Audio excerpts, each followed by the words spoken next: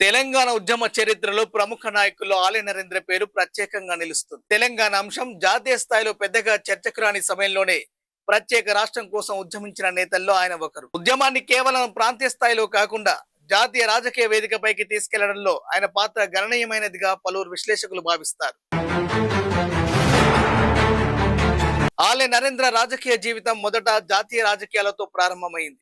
ఆయన భారతీయ జనతా పార్టీలో పనిచేసి కేంద్ర మంత్రిగా కూడా సేవలందించారు. అయితే తెలంగాణ అంశంపై బీజేపీ ఆశించిన స్థాయిలో ముందుకు రాకపోవడంతో ప్రత్యేక తెలంగాణ కోసం స్వతంత్రంగా పోరాడాలనే ఉద్దేశంతో ఆయన తెలంగాణ సాధనా సమితి అనే పార్టీని స్థాపించారు. ఆ సమయంలో తెలంగాణ కోసం ప్రజల్లో చైతన్యం పెంచడంలో టిఎస్ఎస్ కీలక పాత్ర పోషించింది. గ్రామీణ ప్రాంతాల్లో సభలు, నిరసనలు, ప్రజా చైతన్య కార్యక్రమాల ద్వారా ప్రత్యేక రాష్ట్ర అవసరాన్ని ప్రజలకు వివరించింది. తెలంగాణ రాష్ట్ర సాధన కేవలం ఒక రాజకీయ నినాదం కాదని, అది ప్రాంతీయ ఆత్మగౌరవం మరియు అభివృద్ధికి సంబంధించిన అంశమని ప్రజల్లో బలంగా నాటడానికి ప్రయత్నించింది. ఇదే సమయంలో 2001లో కల్వకుంట్ల చంద్రశేఖరరావు నేతృత్వంలో తెలంగాణ రాష్ట్ర సమితి ఆవిర్భవించింది. ప్రత్యేక రాష్ట్ర ఉద్యమానికి ఐక్యత అవసరమనే భావనతో తెలంగాణ శక్తులను ఏకతాటిపైకి తీసుకురావాలనే ప్రయత్నాలు జరిగాయి. ఈ క్రమంలో ఆలయ నరేంద్ర స్థాపించిన తెలంగాణ సాధన సమితి 2002లో టిఆర్ఎస్ లో విలీనమైంది. ఈ విలీనానికి ప్రధానంగా కేసీఆర్ చొరవ తీసుకున్నారని రాజకీయ విశ్లేషకులు పేర్కొంటారు.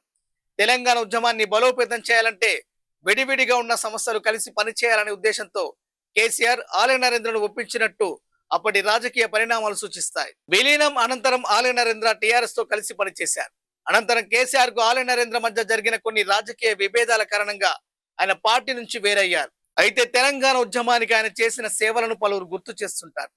తెలంగాణ భావజాలాన్ని ప్రజల్లోకి తీసుకెళ్లడంలో, ఉద్యమానికి ప్రారంభ దశలో బలం చేకూర్చడంలో ఆయన పాత్ర ఉందని చరిత్ర చెబుతుంది. అయితే విమర్శకుల అభిప్రాయం ప్రకారం టిఆర్ఎస్ విలీనంతో ఆలయ నరేంద్ర రాజకీయంగా నష్టపోయారని, టిఆర్ఎస్ మాత్రం ఉద్యమానికి ఏకైక రాజకీయ వేదికగా బలపడిందని చెబుతారు. మరోవైపు మద్దతుదారులు మాత్రం తెలంగాణ ఉద్యమ ఐక్యత కోసమే ఆయన త్యాగం చేశారని వాదిస్తారు.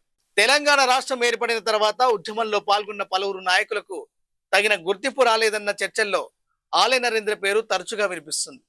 ప్రత్యేక రాష్ట్ర సాధన కోసం ఆయన చేసిన కృషి, ఉద్యమానికి అందించిన రాజకీయ బలం తెలంగాణ చరిత్రలో ప్రత్యేక స్థానం పొందాయి.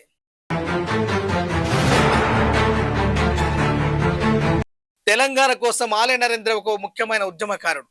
ఆయన స్థాపించిన తెలంగాణ సాధన సమితిని టిఆర్ఎస్ లో విలీనం చేయడంలో కేసీఆర్ కీలక పాత్ర పోషించారు. ఈ విలీనం తెలంగాణ ఉద్యమ ఐక్యతకు దోహదపడిందా, లేక ఒక ప్రత్యామ్నాయ నాయకత్వాన్ని బలహీనపరిచిందా అన్నది ఇప్పటి రాజకీయ చర్చలకు అంశంగానే మిగిలింది.